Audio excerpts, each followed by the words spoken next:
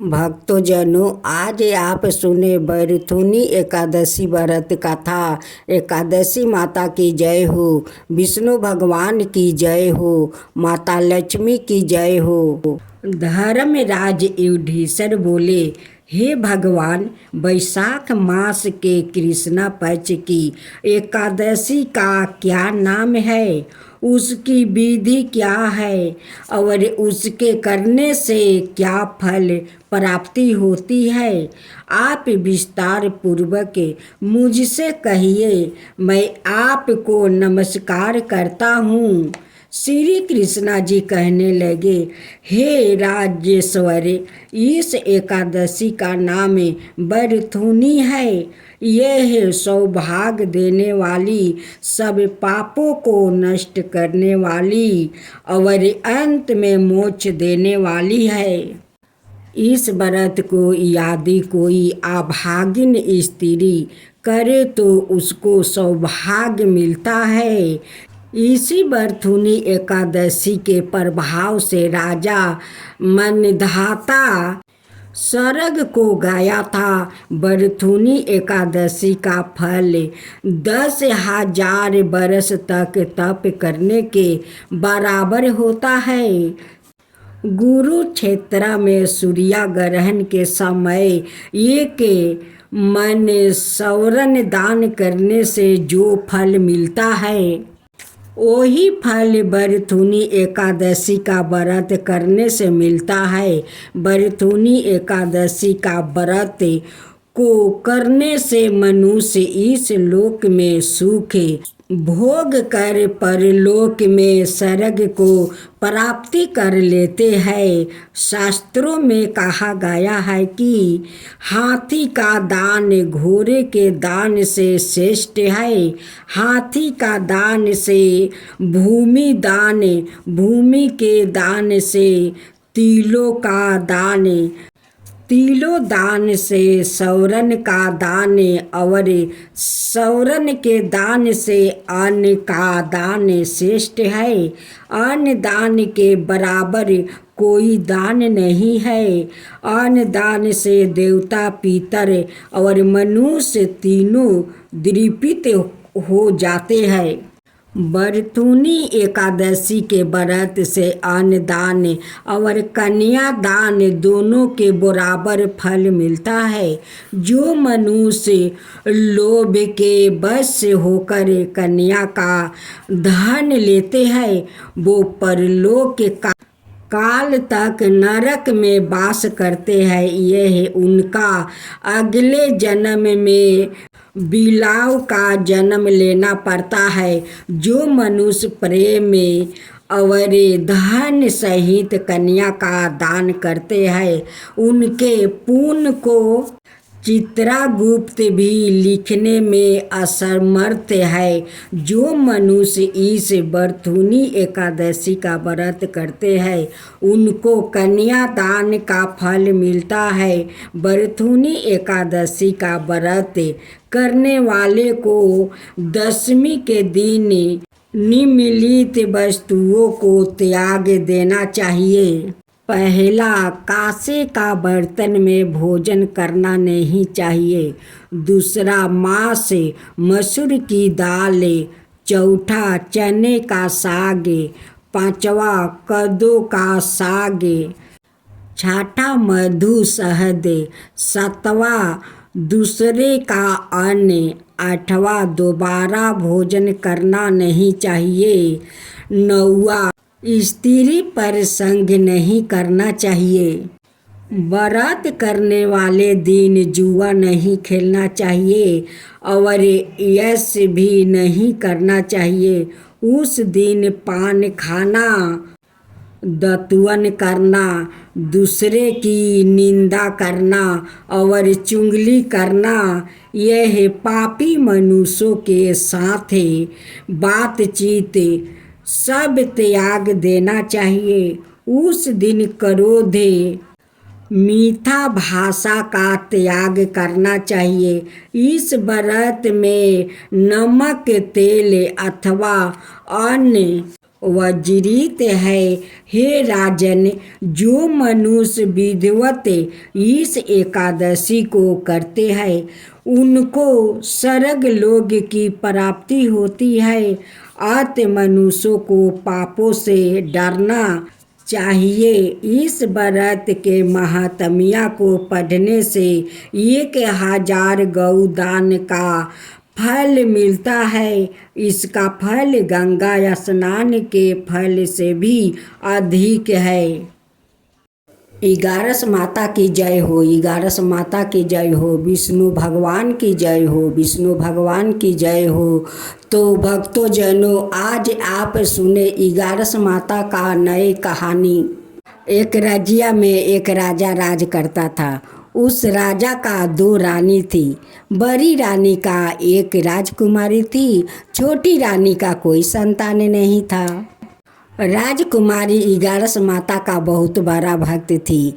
उनकी पूजा पाठ देखकर राजा बहुत प्रसन्न हो जाते थे कि मेरे राजकुमारी कितना धार्मिक है, पूजा पाठ करती है, 11 माता से कितना स्नेह लगा रखी है, उनकी कितने श्रद्धा भक्ति से पूजा करती है। जब राजकुमारी 11 माता का पूजा कर लेती तब जाकर अपना पिताजी को पैर छूकर प्रणाम करती, अपना माँ को प्रणाम करती और छोटी माँ को भी पैर छूकर प्रणाम करती। ये सब श्रद्धा भक्ति देखकर राजा उन पर बहुत प्रसन्न थे, इसलिए राजकुमारी से बहुत प्यार करते थे। राजा बड़ी रानी से कहा करते थे कि मेरी राजकुमारी लक्ष्मीनिया है, ये घर का दुर्गा है, घर में कितना शोभा बढ़ गया है। राजकुमारी को आने से, इस पूजा पाठ से घर में लगता है कि भगवान खुद ही आकर मेरे राजमहल में बैठे हुए हैं। ये सब सुनकर छोटी रानी का हिर्सा होने लगी, कहने लगी कि ये राजकुमारी से इतना प्यार करते हैं, बड़ी रानी से प्यार करते हैं, लेकिन मुझसे तो राजा प्यार नहीं करते हैं। अगर ऐसा ही करते रहे तो एक दिन राजा मुझे छोड़ देगा। छोटी रानी का इसी बात का उनकी मन में डर बन गया था कि कहीं राजा मुझे ना छोड़ दे। एक दिन छोटी रानी का दिमाग में शैतानी बुद्धि आया कि क्यों ना इस राजकुमारी का भगवान के पास बैठा दिया जाए, नहीं रहेगा बांस, नहीं बजेगा बांसुरी। जब राजकुमारी ही नहीं रहेगी तो राजा किससे प्यार करेंगे? वो मेरा ही पास आएंगे, मुझसे बहुत ज़्यादा प्यार करेंगे। बड़ी रानी बहुत सीधा सादा थी, उनकी मन में कोई हिर्सा नहीं था। छोटी रानी एक दिन बड़े प्यार से खीर बनाती है, उस खीर में जहर डाल देती है और ले जाकर राजकुमारी को कहती है कि राजकुमारी, तुम्हारे लिए बड़े प्रेम से खीर बनाई हूँ, इस खीर को तुम खा लो। राजकुमारी कहने लगी कि छोटी माँ, आप तो मेरे लिए इतना प्यार से खीर बनाई है तो आप अपने ही हाथ से मुझे खीर खिला दीजिए। तब छोटी माँ कहने लगी कि राजकुमारी, मुझे तो बहुत काम है, जाती हूँ मैं काम करने, काल फिर से तुम्हारे लिए खीर बना दूंगी और मैं अपना हाथ से तुम्हें खीर खिलाऊंगी। जो 11 माता का भक्त है उसे भाला कौन मार सकता है। वो खीर ले जाकर टेबल पर रखती है। वैसे ही 11 माता एक पगली का रूप धारण करती है और जाकर उस खीर को लेकर बाहर चली जाती है। राजकुमारी कहने लगी कि छोटी माँ इतने प्यार से मेरे लिए खीर बनाई, इस पगली ना जाने कहाँ से आई और मेरा खीर लेकर चली गई। राजकुमारी जाकर छोटी माँ से कहती है कि छोटी माँ, आपको दिए हुए खीर तो एक पागल ना जाने कहाँ से घर में आकर ढुक गया और खीर लेकर वो चली गई। छोटी रानी राजा का पास जाती है और कहती है कि राजा साहेब, दरवाजे पर पहरा क्या कर रहे थे कि एक पागल आकर राजकुमारी को खीर लेकर भाग गई। छोटी रानी का तो पहला प्लान तो खत्म हो गया। वो राजकुमारी नहीं खीर खाई और नहीं राजकुमारी को मृत्यु हुआ। छोटी रानी सोचने लगी कि इस बार तो राजकुमारी बच गई, लेकिन दूसरा बार वो नहीं बचेगी। छोटी रानी राजा से कहती है कि राजा साहेब, 2-4 और पहरा बैठा दीजिए, ना तो ऐसे ही पागल लोग आते रहेंगे और राजकुमारी का भोजन लेकर जाते रहेंगे, और आप 2-4 पहरादार बैठा दीजिए। अब छोटी रानी का बात सुनकर राजा 2-4 पहरादार और बैठा दिया और कहा कि देखो, तुम लोग ठीक से निगरानी करो कि घर का अंदर कोई ना आ सके। फिर दूसरा दिन छोटी रानी बहुत प्यार से खीर बनाती है, फिर से उस खीर में जहर डाल देती है। राजकुमारी से कहती है कि इस बार कोई आपको खीर आपसे दूर नहीं करेगा, आप खीर खा लो राजकुमारी। उसी समय इगारस माता राजकुमारी को सहेली का रूप धारण कर लेती है और घर के अंदर आती है। कहती है कि राजकुमारी, इस टेबल पर तो खीर का सुगंध बहुत अच्छी आ रही है, दो मुझे भी खीर। छोटी रानी कहती है कि तुम्हारे लिए एक खीर नहीं है, ये बस राजकुमारी के लिए मैं खीर बनाई हूँ, तुम्हारे लिए मैं दूसरी खीर बना दूंगी। लेकिन भेष रूपी इगारस माता कहने लगी कि मुझे तो यही खीर चाहिए। उनकी हाथ से खीर का कटोरा छीन लेती है और खीर खुद ही स्वयं खा लेती है। छोटी मूर्ख रानी को तो ये भी पता नहीं है कि साक्षात वो इगारस माता थी, आकर अपना भक्त को बार बार वो बचा रही थी। छोटी रानी को तो बहुत गुस्सा आ रही थी और मन ही मन कह रही थी कि ये अभागिन का बार बार मैं जहर खिलाना चाहती हूँ और ये बार बार बच जाती है। छोटी रानी तो कह कर राजा से पहरादार तो लगवा दिया कि बाहर का मनुष्य महल के अंदर ना आ सके, लेकिन भगवान के लिए, देवी देवता लोग के लिए वो कैसे पहरा लगवा सकती है, वो कैसे रोक सकती है। देवी देवताओं तो वो जहाँ चाहे वहाँ जा सकते हैं, उन्हें तो कोई नहीं रोक सकता है। छोटी रानी सोचने लगी कि वो बार बार बच जाती है, इस बार ऐसा काम करूँगी कि भगवान को भी पता नहीं चलेगा। छोटी रानी का तो मन में डर बैठ गया था कि कहीं राजा राजकुमारी को ये राजबारी ना सौंप दे, अगर सौंप देगा तो मेरा क्या होगा। यही सब सोच कर राजकुमारी को वो बार बार मारने की कोशिश कर रही थी।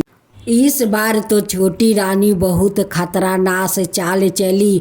एक सपहेरा जा रहा था, वो देखती है कि एक सपहेरा जा रहा है, सपहेरा को चुप करके बुलाती है और उनसे कहती है कि ये सपहरिया, मुझे एक गम्मा सांप चाहिए, तू सांप आन दे, सांप के बदले तुझे बहुत सारा धन दूंगा।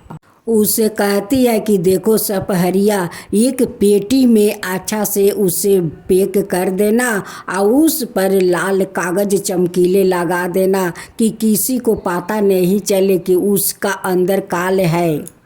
उस सपहरिया ने छोटी रानी का कहे मुताबिक काम किया। उस पेटी में भर कर लाल कागज लगा दिया और रानी को लिया कर आस्ते देकर दे दिया कि रानी साहिबा लीजिए, आपका काम हो गया। राजकुमारी को तो भी पता नहीं था कि मेरी छोटी माँ मुझे मारने का बार बार कोशिश कर रही है।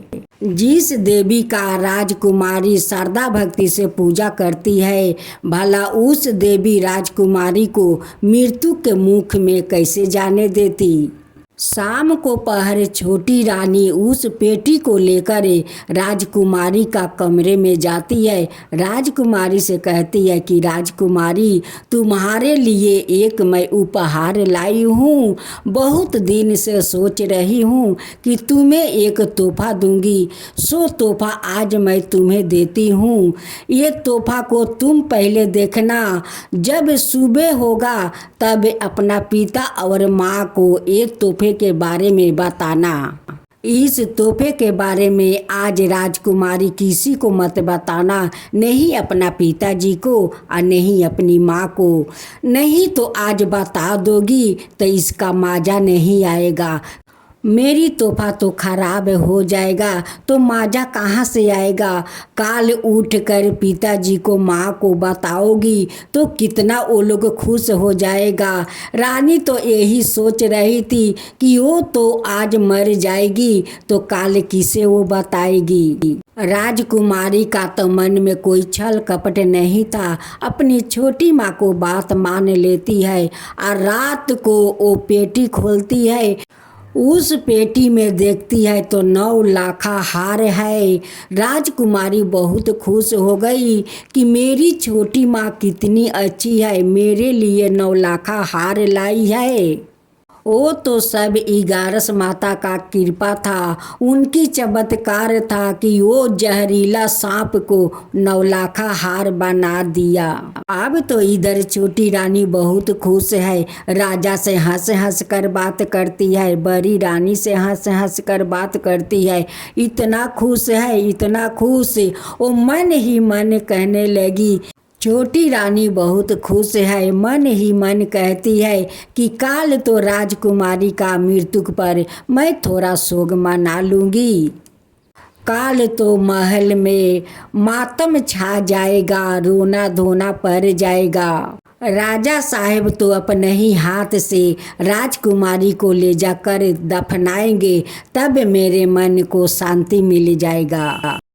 जब सुबह राजकुमारी 9 लाखा हार पहनकर अपना पिताजी के पास जाती है, पिताजी देखकर तो बहुत आश्चर्य हो जाते हैं कि राजकुमारी इतना अनमोल 9 लाखा हार तुम्हें कौन दिया।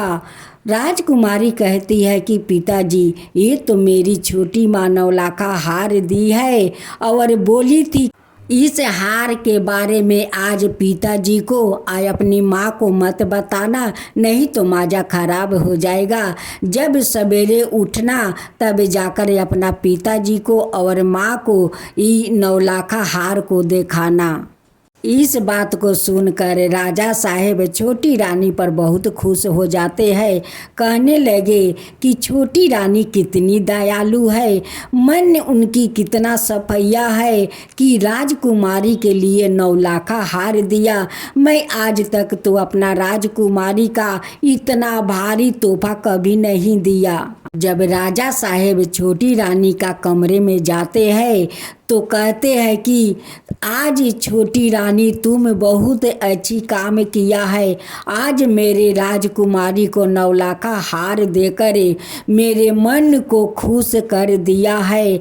ऐसी तो कोई सौतेला रानी कभी सौतेला राजकुमारी को नहीं करती है, लेकिन आज तुम सिद्ध कर दिया है कि सौतेला माँ को सीने में दिल होता है सौतेला संतान के लिए। बात सुनकर छोटी रानी बहुत दुखित हो जाती है। कहती है कि ये अभागिन का मैं बार बार मरना चाहती हूँ, आया अभागिन बाच जाती है। मैं ऐसा अब क्या करूं कि इस अभागिन मर जाए। इसे तो बार बार मैं मारने की कोशिश करता हूं, अब बार बार ना जाने कैसे ये बाच जाती है। इसे 2 बार खीर बनाकर दिया, जहरीला सांप दिया और सांप कैसे 9 लाखा हार बन गया।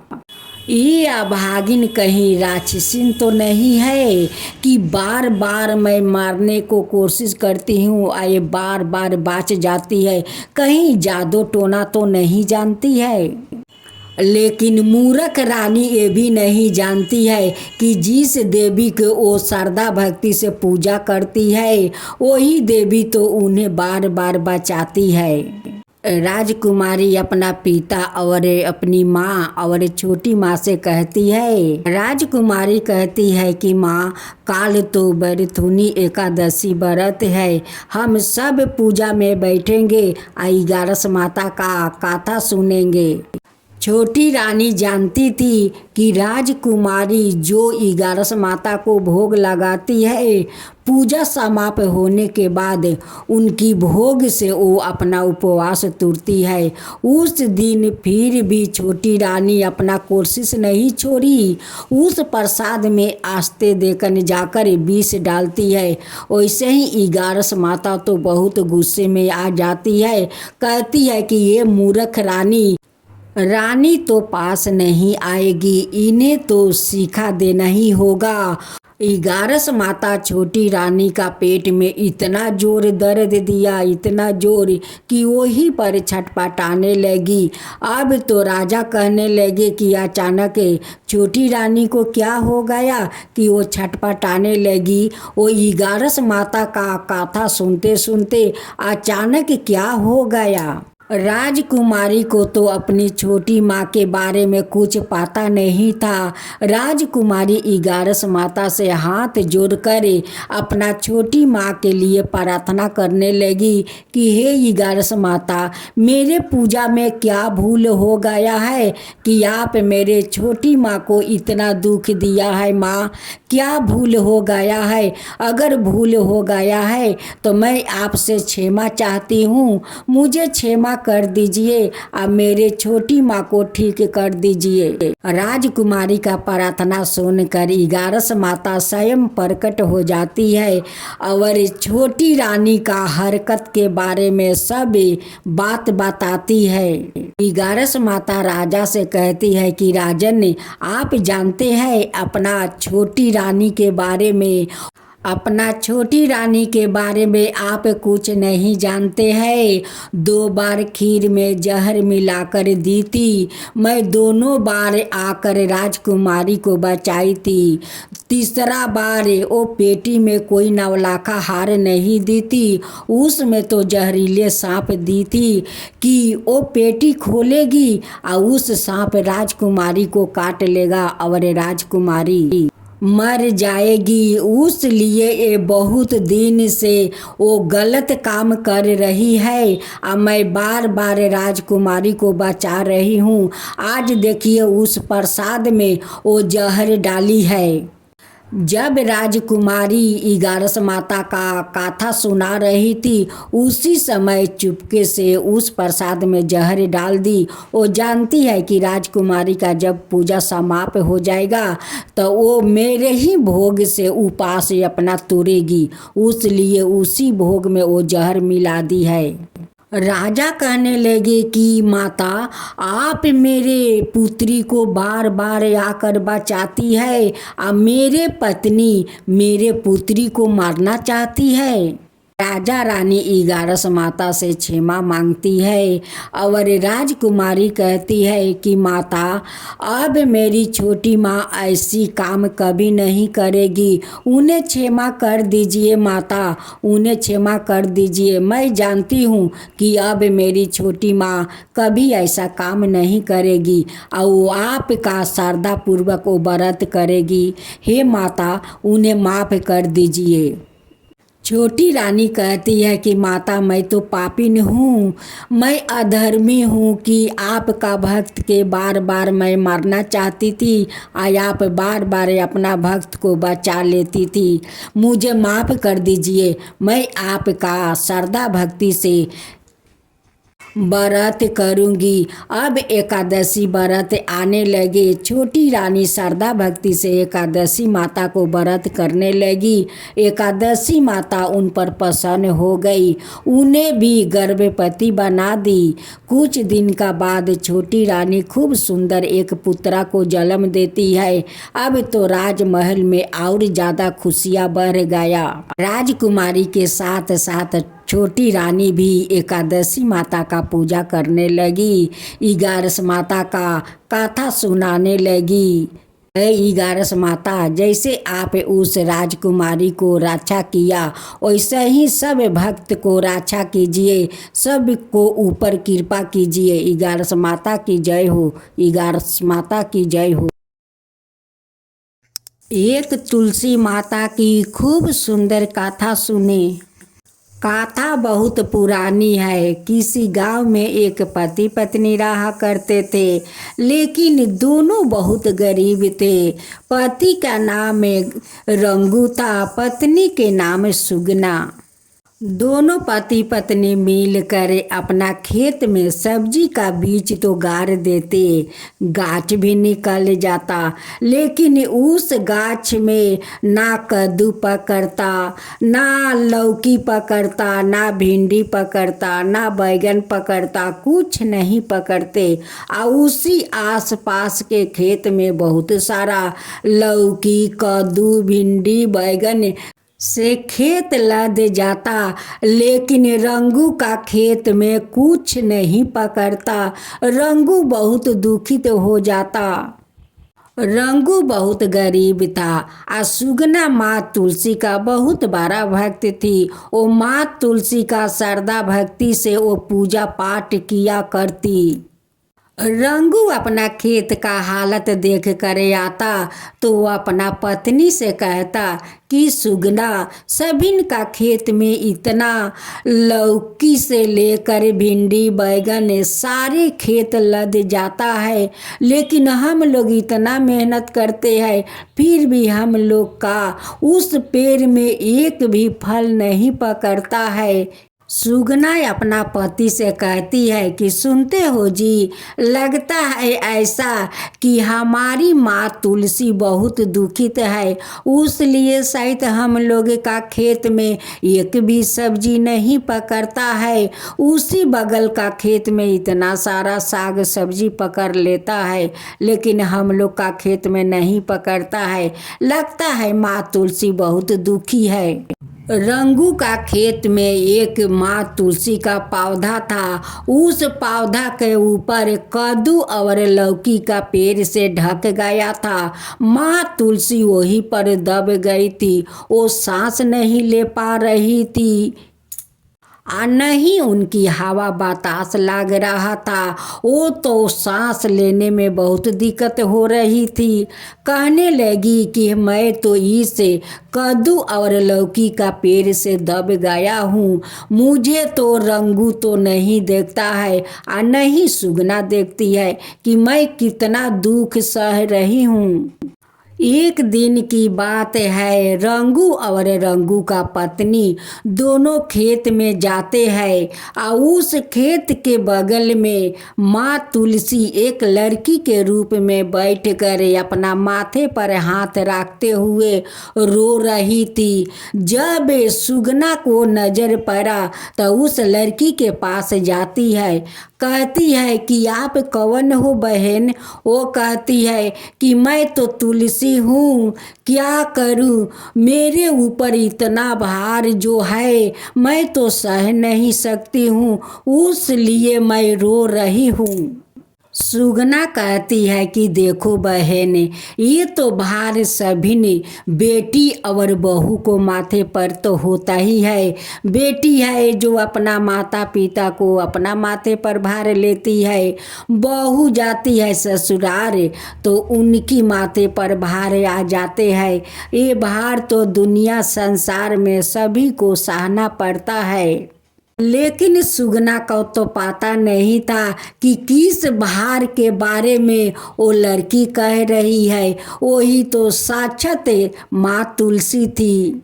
उनकी माथे पर तो कद्दू और लौकी का लाता पाता से भार था, उसी के बारे में तो वो कह रही थी, रो रही थी। लेकिन सुगना तो समझ नहीं पाई कि ये माँ तुलसी है और ये माँ तुलसी मेरे खेत में ही है और मेरे ही खेत का सारे गाछ गछली माता का ऊपर भार है, ये तो समझ नहीं पाई। सुगना उन्हें कहने लगी कि देखो बहन, चिंता मत करो, चलो मेरा घर मेरे साथ चलो।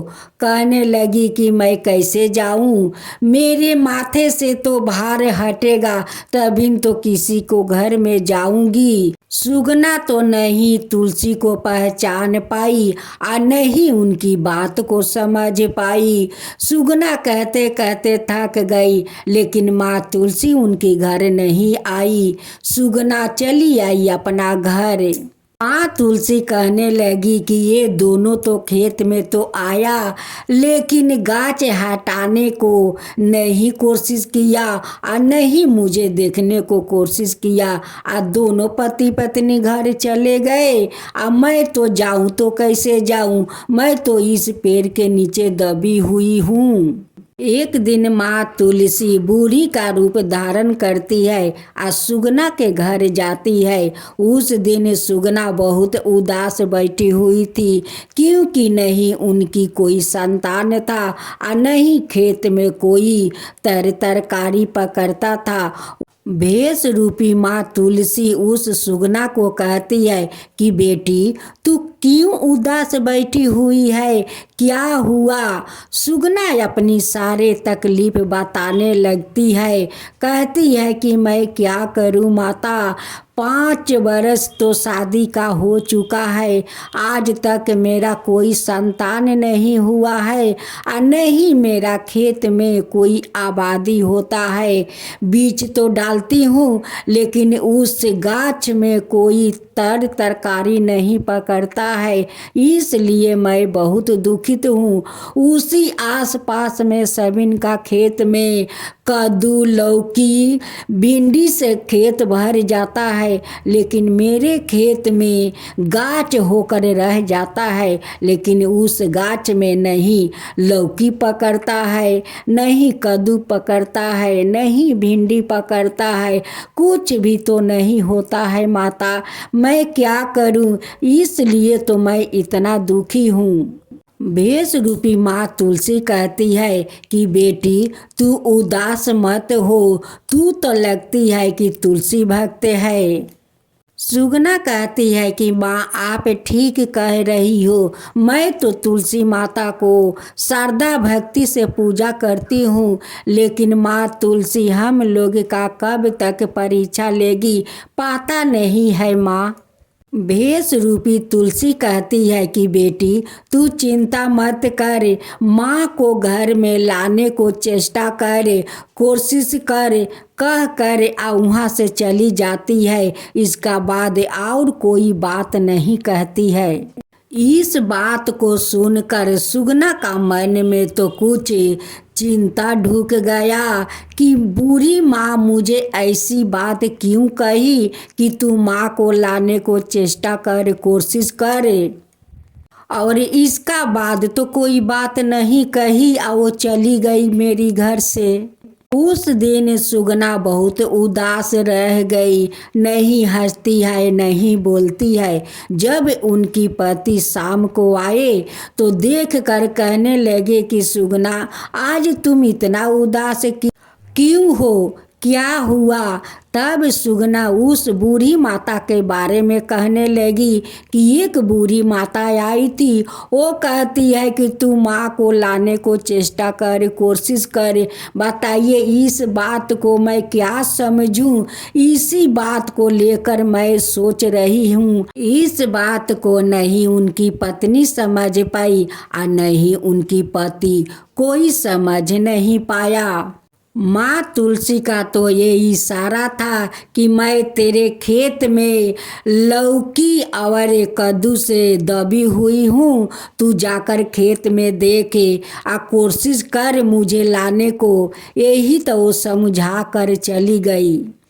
तुलसी सुगना का सपना में दर्शन देती है और गुस्से होकर बोलती है कि क्या रे, तेरा खेत में मैं इतना तकलीफ कर रही हूँ, मेरे ऊपर तेरा लौकी कद्दू का बोझ से दबा हूँ और तुझे दिख नहीं रहा है। तू खेत में गई, मुझसे मिली, मैं अपना तकलीफ बताया कि मैं कैसे जाऊँ तेरे घर, मेरे माथ पर जो इतना बोझ है, मैं कैसे किसी को घर में जाऊं, तू इस बात को नहीं समझी।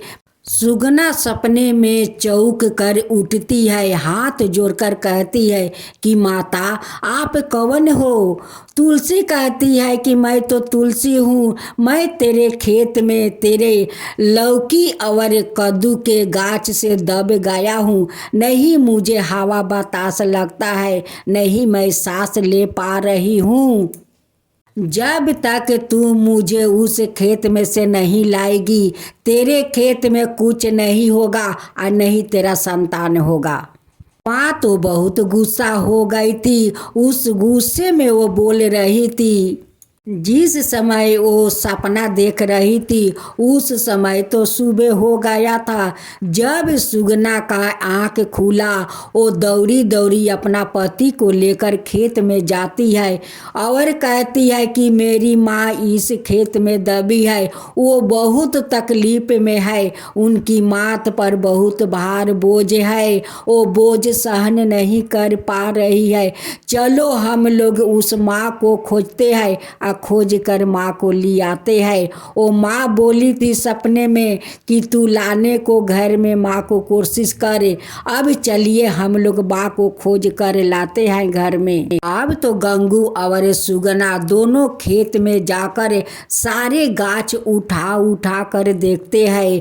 देखते देखते देखता है कि एक कोने में जहाँ बहुत सारा गाछ था वहीं पर माँ तुलसी दबी हुई है। रंगू कहने लगा अपना पत्नी से कि सुगना देखो देखो, यहाँ पर माँ तुलसी का पौधा है, इसीलिए तो माँ तुम्हें सपना में गुस्सा हुई थी। सुगना आकर सारे कद्दू और लौकी का गाछ उखाड़ के फेंक देती है। वहाँ पर माथा टीक कर माँ तुलसी से माफ़ी मांगती है कि माँ मुझे तो पता नहीं था कि आप इस खेत में है और इस गाछ से दबे हुए है। आप यही तो भार के बात बता रही थी, लेकिन मैं नहीं समझ पाई माँ। मैं तो मूर्ख हूँ, अज्ञानी हूँ, मैं नहीं समझा। आप घर भी जाकर बोली थी माँ कि माँ को लाने को कोशिश करो, फिर भी मैं नहीं समझा माँ। मैं मूर्ख हूँ, अज्ञानी हूँ, मुझे क्षमा करो माँ, क्षमा करो। सुगना माँ तुलसी का श्रद्धा भक्ति से घर ले आती है, उनकी तुलसी का चौरा बनाती है और उसी में बैठाकर माँ तुलसी को पूजा करने लगती है। सुगना का श्रद्धा भक्ति देखकर माँ प्रसन्न हो जाती है। उनकी खेत में तो बहुत सारा लौकी, कद्दू, भिंडी, बैगन से खेत लद जाता है और सुगना भी माँ बन जाती है। जब 2 दिन के बाद रंगू अपना खेत में जाता है, देखता है कि इतना सारा कद्दू, लौकी, बैगन, भिंडी, बाप रे इतना खेत में हो गया है। ये तो माँ तुलसी का चमत्कार हो गया। माँ तुलसी जो मेरे खेत में इतना दुख सह रही थी, इसी दुख के कारण तो मेरे खेत में फल नहीं पकड़ता था और नहीं मेरे पत्नी माँ बनती थी। अब तो माँ शायद लगता है कि वो प्रसन्न है, उसी लिए तो मेरे खेत में इतना सब्जी लद गया है, मेरे पत्नी भी माँ बन गई है। रंगू और उनकी पत्नी दोनों बहुत खुश थे। रंगू कहने लगा कि देखो सुगना, आज से मैं भी तुलसी माता का पूजा करूंगी। हम दोनों मिलकर माँ तुलसी का श्रद्धा भक्ति से पूजा करेंगे। गंगू कहने लगा अपना पत्नी से कि देखो काल सारे सब्जी तोड़कर बाजार में बेचूंगा और जितना पैसा होगा काल हम लोग माँ तुलसी का धाम धूम से पूजा करेंगे। अपना अड़ोस पड़ोस को लोग को भोजन भी करवाएंगे, दान पुण्य भी करेंगे। काल हम लोग धाम धूम से माँ तुलसी का पूजा करेंगे। गंगू अपना खेत का सब्जी तोड़कर बाजार में बेचता है। सारा फल मूंग से लेकर सारे पूजा का समग्र ही आनता है।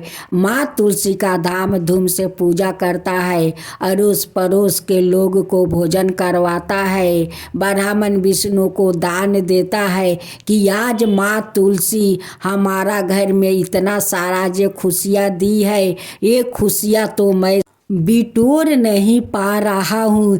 हे माँ तुलसी, आज जैसे हमारा घर में आप खुशियाँ भर दी है, वैसे ही सबका घर में खुशियाँ भर देना माँ, सबका ऊपर वैसे ही कृपा करना माँ। माँ तुलसी की जय हो, माँ तुलसी की जय हो। जय जय तुलसी माता, जय जय तुलसी माता, सब जग की सुखदाता वरदाता।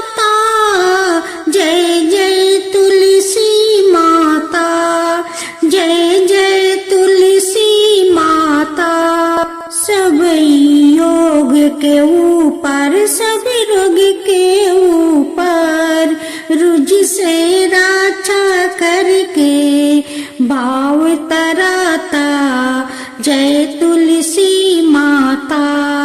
रुझ से रक्षा करके भाव तराता जय तुलसी माता।